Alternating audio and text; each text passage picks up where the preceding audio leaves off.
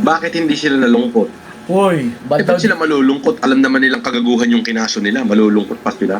Kapal naman ang mukha nila, di ba? Alam na nilang kagaguhan yung kinaso nila. Tapos nung na-dismiss, malulungkot pa sila. Ano Di daw? ba? Puso nga natin. Utang na kailan naging kagaguhan yun.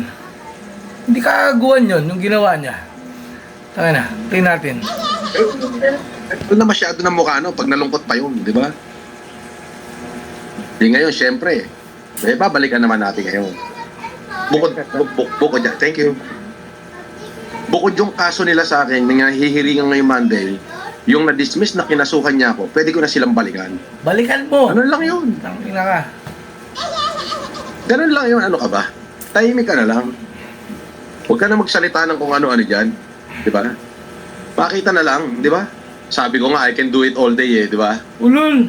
Don't do it all day. Wala ka Kung wala na pera. akong gagawin sa buhay ko, kundi magkaso ng magkaso, so be it. Yun na lang gagawin kong trabaho.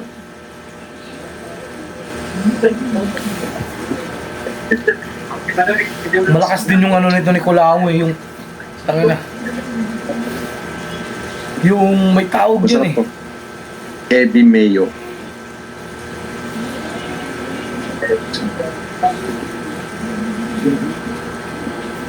Ito yung tipo na sarap na sarap sa pagkain. Tapos yung magulang niya, utang ina, hindi makakain ng ganyan. Sarap ba? Sarap? Huwag mo na silang banggitin dito. Micaela Mitch. Utang ina. What? Yun ang karelasyon niya dati, si Miguel Lamich. Utang ina ko lang.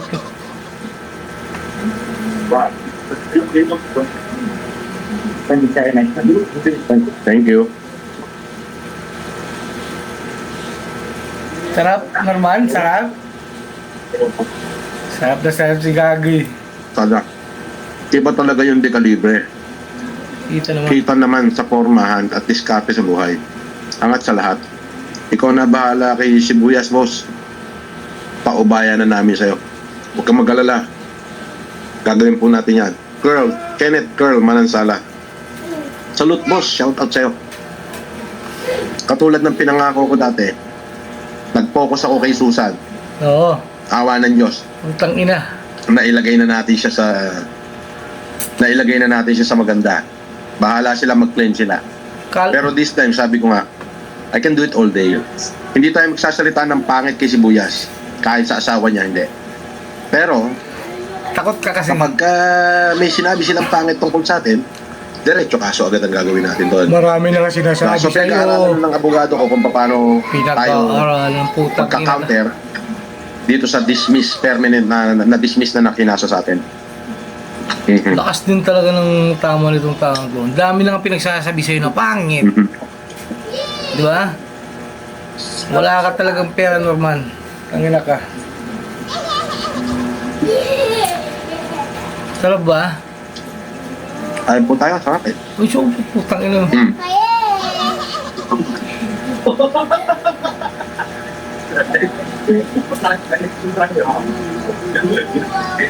Lakas na nga ang tamang Norman, no? Oo. Oo, Tayo daw. naman. Diba? So, ngayon, pwede na natin buweltahan. So, pinag-aaralan na ho. Ginagawa na ng mga abogado yung rap. At once na natapos, Narap. manunumpa na ako sa prosecutor. Ganun lang ho yun. Norman naman, ma'am. Yung mga pinagsasasabi na tungkol sa PSA ko, sa kanilang panaginip lang yon, mangarap sila ng gising. Wow, wow, wow, wow. Galing. Norman, Mayo na, oh. Guni-guni lang nila yun. Sana yung mga pinagsasabi mo, Mayo na, oh. Francis, your favorite. Yan, Alam ba sundo ko, oh. Sige. Yes, live nito ni Tama. Norman. Example dyan. Hindi ko nagkakamali, mga 3 weeks ago Pwede, na, eh. wala. So 3 weeks Ako ago, lang naman March, April, mga April pa. Ayun. Pagkain ng ng Ayan na naman, oh. Text sa yung mga pagkain. Pa ako. Pasensya na ho kayo, nag-iisa kasi ako. Wala akong kasama. Ulol! Yan ang mapagkain ng mga patay I-enjoy ko na lang gutom. muna yung pagkain. Kasi hindi mo makain yan. Kaya ni-enjoy mo yung pagkain na yan. Tangilang normal na to. Last ng tama no? Sarap na sarap sa pagkain. Tapos yung nanay niya rin tatangay doon sa probinsya. Ay, gano'n? Hindi ko dyan. Tangilang taong to. Di mapagawa yung... Nakikita nyo? Hindi na pagawa ang bahay. Milyonaryo to. Ha? Milyonaryo itong taong to.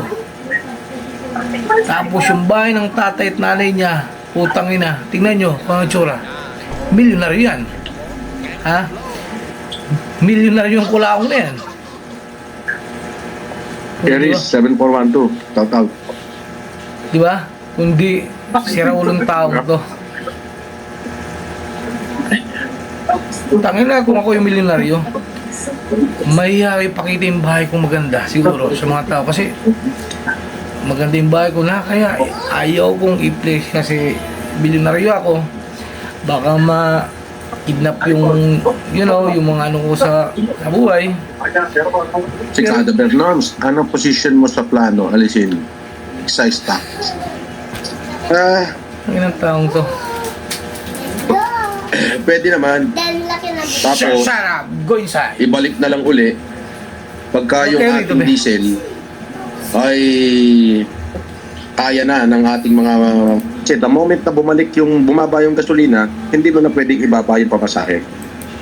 Yung Ano kawa daw? naman driver. Ano daw?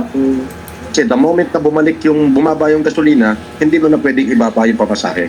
Ibabalik niya So, hindi niya daw ibababa Ngayon, ng kung pamasahe. hindi naman Sino ba natin siya? ibababa yung gasolina, ang kawawa naman driver. Kung ngayon, kung itataas naman natin yung pamasahe, ang kawawa naman consumer. Ulitin natin malas yan. Di daw niya ibababa. Ngayon, hindi maitaas yung pamasahe. Kasi the moment na bumaba yung gasolina, hindi mo na pwedeng ibaba yung pamasahe. Hindi ko na Very pwedeng good. ibaba ang pamasahe. So, Sino ba tong hayop na to? Ngayon, kung hindi naman natin ibababa yung gasolina, ang kawawa naman driver. Kung ngayon, kung itataas naman natin yung pamasahe, ang kawawa naman consumer. Last na tama talaga tong animal na to. Mga driver, consumer, at saka ng mga commuter, bakit hindi? Nangihinayang sila doon sa kikitain ng gobyerno, pero hindi sila nangihinayang na mas babagsak ang ekonomiya kapag hindi ito tumakbo. Okay sana tong mga ano ni Kulaong no? Kung naging tangilang naging totoo lang to eh.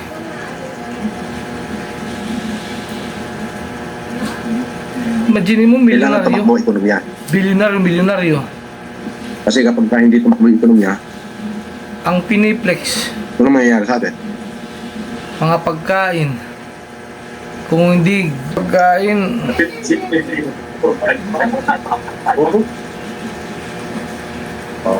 tangina.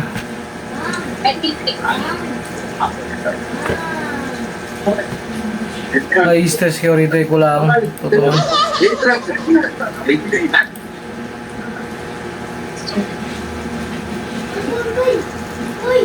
Mark Martinez, shout out. Putang ina ka. Babay na nga.